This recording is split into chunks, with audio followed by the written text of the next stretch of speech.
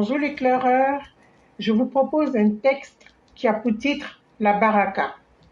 La société d'aujourd'hui nous présente une famille idéale comme celle étant composée d'une mère, d'un père et des enfants nés dans le mariage.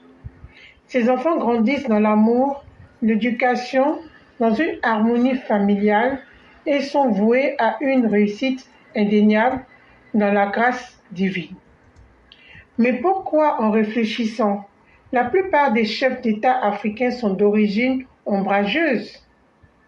Nous n'allons pas tous les citer, mais on pourra évoquer certains cas, tels que Kwame Nkrumah du Ghana, Shaka Zulu le petit bâtard qui a fait l'Afrique du Sud, Félix Houphouët-Boigny, Konan Bédié et Laurent Gbagbo de la Côte d'Ivoire. Même le bon Dieu nous a donné un de ses grands prophètes, Nabil Issa, n'est-il pas né d'une femme déjà fiancée? Il y a comme une baraka à naître en dehors d'un homme social qui nous ont été imposés. Il se pourrait que les conditions de la conception que nous taxons aujourd'hui de légitime soient chargées d'une énergie hors norme, ce qui pourrait expliquer la capacité de l'enfant à être en tête de course. Ne dit-on pas souvent que si tu ne sais pas d'où tu viens, sache où tu vas?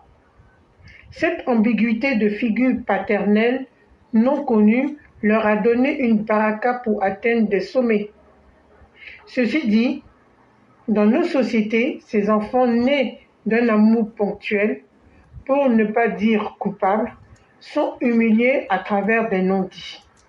Seule la résilience guide leurs pas, avec une rage de réussir afin de se laver du tort qui leur est fait et dont ils sont innocents. Comme quoi, seul le mental d'acier permet à une personne de s'affranchir de toute situation difficile. Alors, nous nous posons la question de savoir, est-ce que le mariage n'est pas une norme imposée par la société? Et si la baraka était un choix de Dieu? Merci. Test coécrit avec Mère Blanc et Mère Nefertiti. Vive les EPV, vive le Prador dans la santé et la longévité, vive la Côte d'Ivoire dans le développement. Aimons-nous vivants, Mère Nefertiti, à bientôt. Merci infiniment à Mère Nefertiti, merci à tous les élèves de la classe Éclaireur Pro Vérité. Et encore, merci une fois encore à Mère Nefertiti qui soulève une question de société. Voyez-vous, nos mères soulèvent des questions très importantes que les gens voudraient fuir, mais c'est ça le rôle de notre plateforme. En français simple, c'est qu'elle a dit là. Les enfants qu'on appelle enfants bâtards, qui sont nés hors mariage là, est-ce qu'on les traite comme des personnes pleines dans nos sociétés? Pourquoi on les traite comme des personnes à travers qui quelque chose manque? Qu'est-ce qui manque en réalité? Est-ce que c'est la validation sociale qui manque? Oh non, le mariage. Le mariage, là, ce n'est pas une institution divine. Le mariage n'est pas une chose divine. C'est simplement une validation sociale ou sociétale. Je m'explique. Si Adam et Ève sont les premières personnes, ce qui est faux, qui les a mariés? Parce que pour se marier, on nous dit qu'Adam est sorti, Dieu l'a fait de boue, et après, ça c'est l'explication la plus terre à terre. Dieu a dit à la côte d'Adam, il faut faire sortir quelque chose, et puis la femme est sortie. Maintenant, là, qui les a mariés? Qui était leur témoin de mariage? Si on suppose que votre théorie est vraie, ça veut dire que à leur mariage, il n'y avait personne. Donc là, ils se sont vus, ils se sont plus, et puis bon, les autres sont nés. Puisque c'était les premières créatures. Vous voyez les faiblesses de cette théorie. Ça pose une problématique. Quand un homme et une femme se rencontrent, et puis bon, l'acte charnel intervient, puisqu'ils n'étaient pas mariés, donc les enfants sont des enfants bâtards. Et donc, au nom de ce titre qu'on leur impose à travers la société, il faut les traiter comme ça jusqu'à la vie. Et c'est cette problématique-là que nos mères posent. Est-ce que c'est à nous de juger les gens? Est-ce que c'est à nous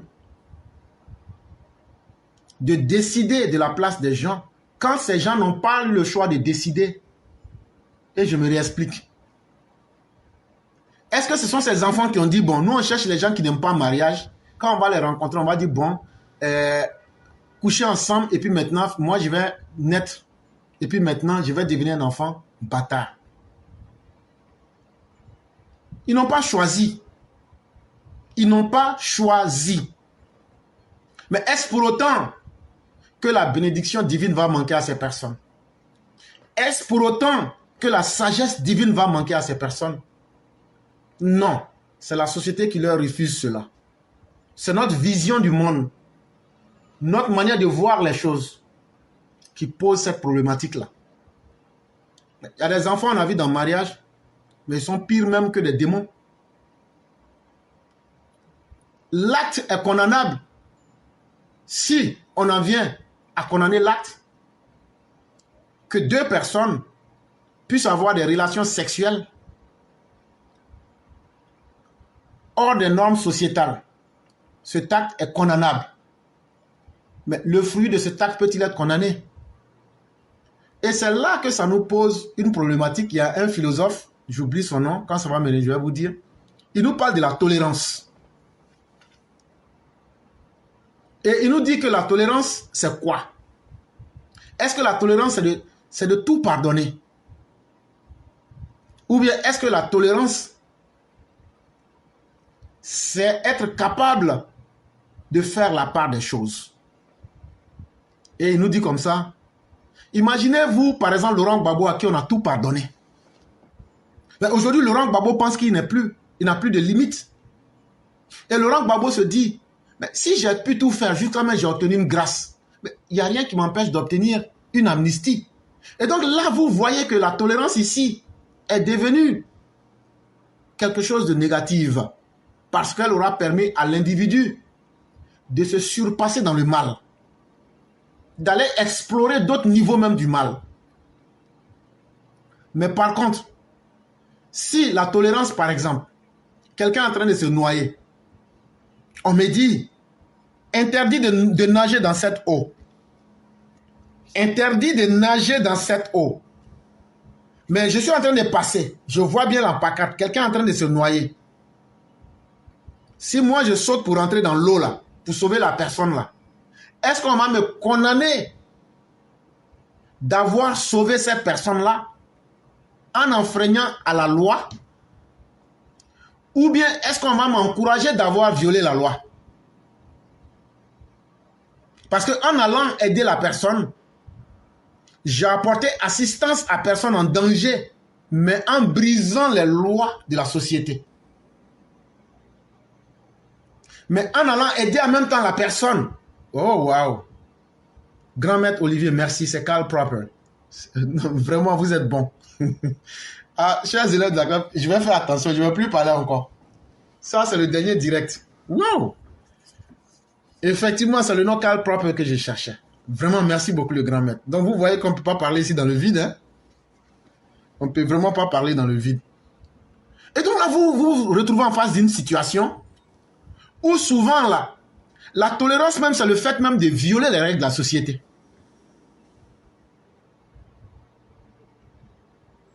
Parce qu'on ne peut pas tolérer que la vie soit minimisée.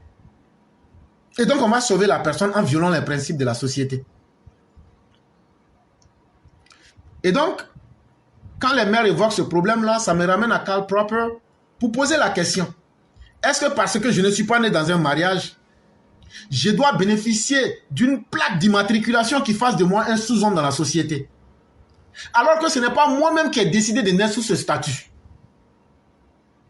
Mais au-delà, qui suis-je moi, éclairant pour juger quelqu'un que non, comme ton papa et ta maman ne sont pas mariés là. Mais entre-temps, je n'encourage pas aussi l'adultère et la fornication. En réalité, il est toujours mieux de ne pas être le juge des autres. Il faut toujours rester dans la juste mesure et juger un individu par les actes qu'il pose et non lui coller une validation sociale pour le diminuer en société. Et j'ai beaucoup aimé le titre arabe Baraka qui signifie sagesse ou bénédiction en arabe, mais qui peut aller plus loin même, qui nous ramène même à la, je dirais même, à la sagesse que le mot arabe al-hakim utilise ici. Et c'est très important que les mères soulèvent cette question-là. Parce que ça gêne beaucoup dans notre société. Mais il faut qu'on les évoque et on pourra peut-être approfondir peut-être ces débats-là. Et donc, comme nous sommes pris par le temps, on va s'arrêter là. Moi, je vois un peu la question sous un aspect philosophique qu'on aurait pu exploiter. Et je dis merci à nos mères de soulever vraiment ces questions-là.